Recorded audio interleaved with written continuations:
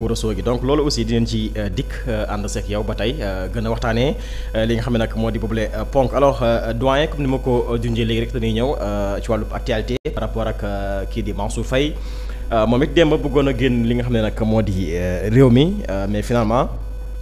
mu jiwul sotti mu daal di ñaawlu bu baax lu nu mel ndax biñ ko njëkkee def demoon nag kalaame ji fa la nga xam ne nag moo di ca kanamu yoon ca cour suprême ñu ngi ko doon waxtaanee l'autre jour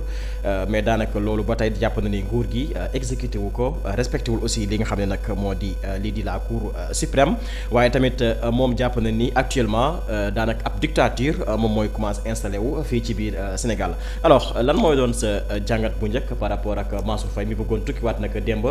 nu aaye ko malgré la décision du cour suprême. Malgré la décision de la Cour suprême du juge des référés bon moom si entendement am si gis-gisam loolu la wax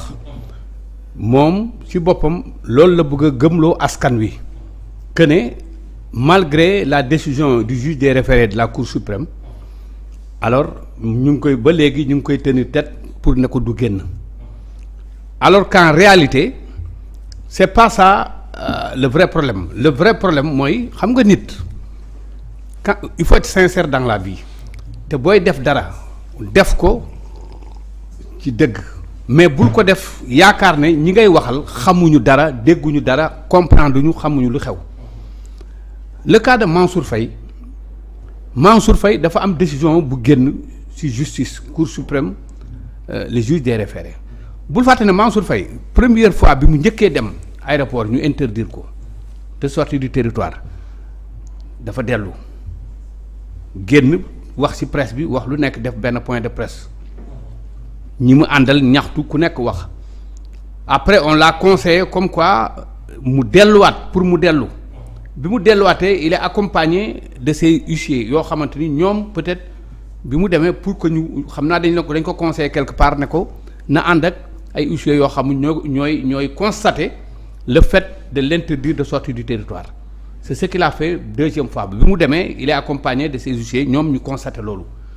à l'issue de ce constat moom la jël ensuite donc attaqué ñoom dem au niveau de la Cour suprême waaw léegi administrativement bi mu demee le juge des référés génnee décision comme quoi dégg lu baax lu juge bi wax le juge en question dafa ne Mansour Faye nañ ko notifier l'interdiction du territoire l'interdiction de sortie du territoire nañ ko notifier c'est ce qu'a dit le juge mais le juge il n'a jamais été question pour que juge bi wax ne alors nañ ko lever mu dem ñu bàyyi ko mu dem doxi ay soxlaam ak yooyu non da ngay xool le juge nan la motiver sentence am ni mu ko waxee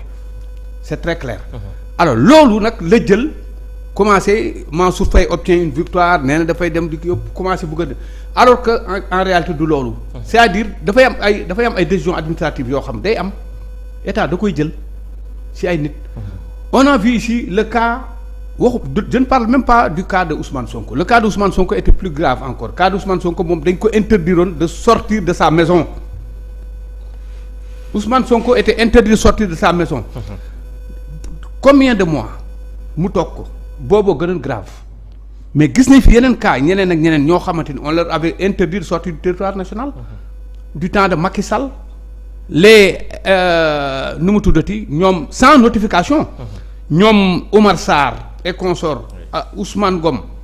du temps de Macky Sall on leur avait interdit de sortir du territoire national sans pourtant leur notifier l'interdiction ça se fait il y a une dafay am ay décisions administratives yoo xam dañ koy jël état da koy jël compte tenu li nga xam si la nekk alors loolu moo dal Mansour Faye ne voulait pas expliquer au peuple que ne lii ak lii moo am mais le peuple est mûr lii xew dañ koy lire dañuy dégg jàng dañu xam nañ lu xew on l'a pas dit de sortir du territoire nga dem vaquer à tes occupations dem aller-retour on a dit le juge a dit à l'état de notifier à Mansour Faye par exemple son interdiction de sortie du territoire léegi dinañ ko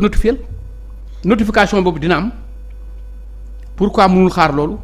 et Mansour Faye na dal du génn Mansour Faye du génn pourquoi man la du génn je ne dis pas que Mansour Faye dafa def lii wala def na lële mais lenn dafa am ay rapports yoo xam dañoo génn fii ces rapports dafa am ci rapports yi am na ci benn rapport boo xamante ni Mansour Faye moo doon chefu ñooñu nga xamante ni dañ leen épinglé ci rapport yooyu alors rien que pour ça Mansour Faye devait attendre ba loolu lépp ñu élucider li xew xam nu mu demee ak fa mu tëdd ba pare ba lépp jeex mu soog a mën a dem te bul fàtte dégg nañ fii sa sœur di wax ne Mansour Faye fait l'objet d'une enquête depuis boobu ba léegi dégg nañ sœuram di ko wax ça veut dire quoi ça veut dire ce que ça veut dire alors kon boog pourquoi vouloir jéem a tuur lëndëm nit ñi bëgg a am sympathie population yi pour wax non loolu boo ko naree def da ngay sonal sa bopp Mansour Faye il n'a qu'à attendre et bu mu yaakaar ne dafa am dictature bu am fii dictature amu fi yaa ngi doxi say soxla boo jugee Saint-Louis bu la neexee mun ngaa ñëw Ndakaaru boo jugee Ndakaaru bu la neexee mun ngaa dem Tamba bu la neexee mun ngaa dem ba fépp foo xamante ni frontière u Sénégal foofu la yem kenn terew la ko mais sortir du territoire national loolu c'est du ressort de l'État en plus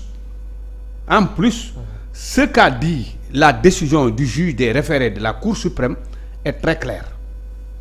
notifier leen Mansour Faye le fait de l'interdire de sortir du territoire national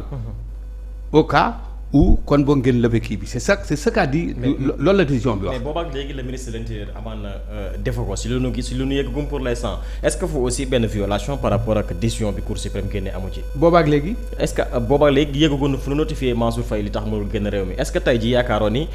violation am na si par rapport ak décision bi Cour suprême génne. non attends xam nga benn affaire dafa am nag gis nga nag il faut que ñun aussi population yi ñu accepter une chose. On a toujours dit xam nga la. Le temps de la justice n'est pas le temps de politique. kooku yàgg nañ ko wax toujours justice bi ni muy doxee wax dëgg yàlla bokkul ak politique bi ni muy doxee. Le politicien en question on peut mun nañ ko comprendre bu fekkee des politiques mais la justice mënuñu comprendre muy politique